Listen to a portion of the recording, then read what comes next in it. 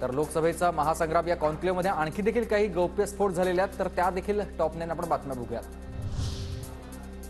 भाजपकडे जाणं शक्य नाही ठरवून जात असाल तर मी येणार नाही, पवारांनी प्रत्येक वेळी सांगितलं होतं. जयंत पाटलांची माहिती. राज ठाकरे आणि भाजपचे विचार जुळतात असं असलं तरीही अजूनही युती झालेली नाही. महायुती मनसेच्या युतीच्या चर्चेवर फडणवीसांचं वक्तव्य. 5 आणि 6 तारखेला महाविकास आघाडीची बैठक. प्रकाश आंबेडकर बैठकीला असणार. वंचित सोबत राहावी की ही आमची देखील इच्छा आहे. नाना पटोलेंची ही प्रतिक्रिया.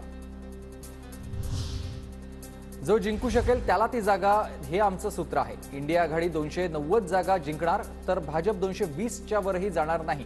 संजय राऊतांची टीका. अंगावर येईल त्याला शिंगावर कसं घ्यायचं मला माहिती. जे काम न करता मॅच फिक्सिंग करतात त्यांना माझा त्रास. पक्षातून गेलेल्यांची आता निवडणुकीत परीक्षा. नाना पटोलेंची अशोक चव्हाणांवर नाव न घेता टीका. महायुतीत बारामतीची जागा मिळाला. सुनेत्रा पवार उमेदवार असतील. सुनील तटकरेंचं हे मोठं विधान आहे. तर सुनेत्रा पवार संसदेत जातील तेव्हा उत्तम बोलतील, तटकरेंचं वक्तव्य.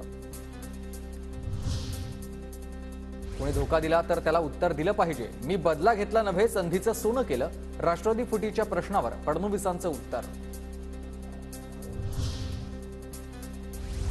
पवारांच्या आशीर्वादानं मुंडे विरुद्ध मुंडे संघर्ष झाला. आता पवार विरुद्ध पवार संघर्ष झाला तर ते कालचक्र. फडणवीसांची शरद पवारांवर खोचक टीका.